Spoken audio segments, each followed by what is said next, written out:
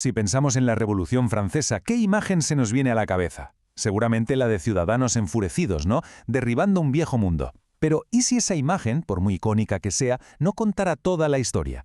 ¿Y si la chispa que lo prendió todo no viniera del pueblo oprimido, sino del lugar más inesperado posible? Pues esa es la pregunta clave que vamos a intentar responder. Vamos a desmontar un poco el mito para descubrir de dónde salió de verdad este momento que cambió la historia. Y para ello nos vamos a basar en el trabajo del historiador Georges Lefebvre. Esta escena, la del juramento del juego de pelota, es el símbolo del despertar del tercer estado, del pueblo. Es un momento crucial, por supuesto que sí. Pero la cadena de acontecimientos que llevó a estos hombres a reunirse aquí empezó mucho antes. Y curiosamente, la iniciaron sus propios adversarios. Esta cita que Lefebvre destaca nos da la pista fundamental. El primer acto, el que de verdad puso todo en marcha, no fue una revuelta de los pobres, no. Fue una revuelta de los privilegiados. La aristocracia fue la primera fuerza revolucionaria. Suena increíble, ¿verdad? Y es que Lefebvre defiende que no hubo una sola revolución, sino como 4 revoluciones conectadas entre sí, la de la aristocracia, la de la burguesía, la del pueblo en las ciudades y la de los campesinos. Y la primera ficha de dominó en caer, la que arrastró a todas las demás, fue la de la nobleza. Ellos, sin ser conscientes de ello, abrieron la puerta a un cambio que se los acabaría llevando por delante. Vale, para entender cómo pudo pasar algo así, primero tenemos que echar un vistazo a cómo estaba Francia en ese momento. El llamado Antiguo Régimen era una estructura social que estaba, a punto de romperse por todos lados. El desequilibrio era brutal. De 23 millones de habitantes, la inmensa mayoría, un 96%, formaba el tercer estado. Y eran ellos los que sostenían a una élite diminuta de apenas medio millón de personas, el clero y la nobleza, un grupito que acaparaba casi todos los privilegios. Y aquí tenemos la tensión principal. Por un lado, sobre el papel, la ley y la tradición le daban todo el poder a la aristocracia. Pero la realidad era muy distinta. El poder económico de verdad, el que movía el dinero, el comercio, las finanzas y el poder intelectual, impulsado por las ideas de la Ilustración, estaba en manos de la burguesía. Una burguesía cada vez más rica, más preparada y, claro, más ambiciosa. ¿Cuál era el problema? Que mientras la burguesía crecía y crecía, la nobleza se hacía cada vez más cerrada, más exclusiva. Les cerraban el paso a los altos cargos del ejército, de la iglesia, de la administración. Para toda una generación de burgueses con formación y talento, el sistema se había convertido en un callejón sin salida. La única opción que les quedaba era cambiar las reglas del juego por completo.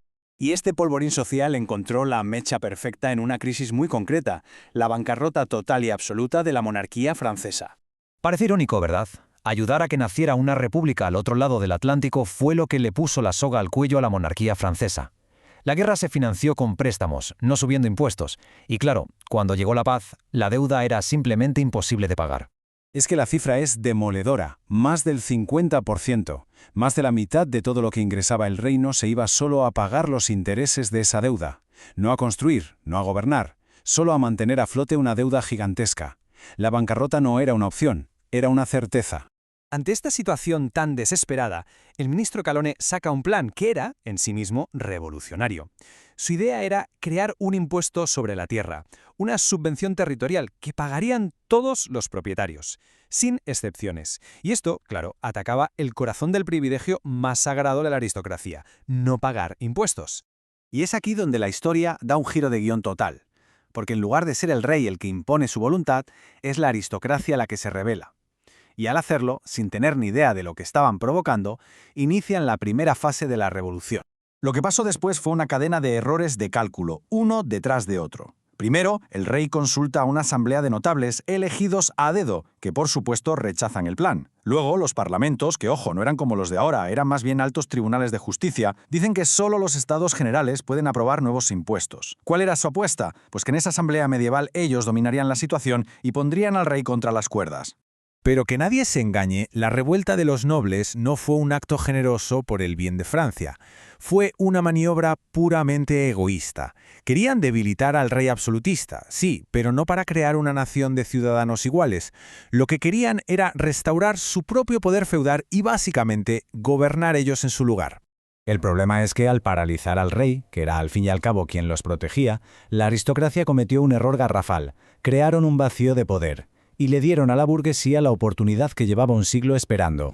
El momento clave fue cuando el Parlamento de París dictaminó que los Estados Generales se reunirían con las viejas reglas de 1614, donde los privilegiados siempre ganaban. Esa fue la gota que colmó el vaso.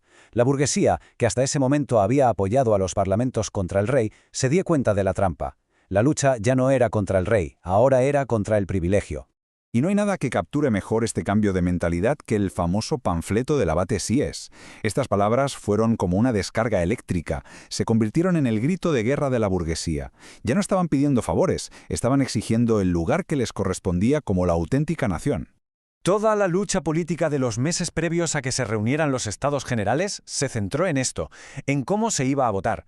La aristocracia defendía el voto por estamento, que les garantizaba mantener el control. La burguesía, que había conseguido que les duplicaran el número de diputados, exigía el voto por cabeza. Quien ganara esta batalla sobre el procedimiento, ganaría la revolución. Así de simple. Así que lo que estamos viendo es una clarísima reacción en cadena. Cada movimiento desencadenó consecuencias que sus autores jamás habían previsto. Y eso fue cambiando el rumbo de la revolución a cada paso. La naturaleza del conflicto cambió por completo en menos de un año. Pasó de ser una pelea interna de la élite, nobles contra rey, a una guerra de clases abierta.